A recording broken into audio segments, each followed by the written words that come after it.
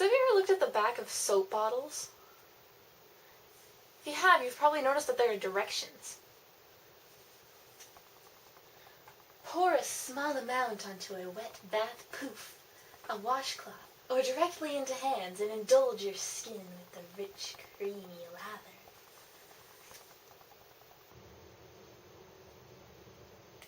I'm the only person who thinks that's incredibly stupid. If I were to write the directions on the back of the soap bottle, I would probably write something like this. Open, squeeze, use. What do the soap-making people think we think that you're supposed to do with soap? Alright, soap, do your thing.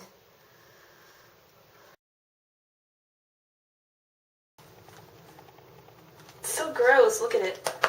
Giggity, giggity, giggity, giggity.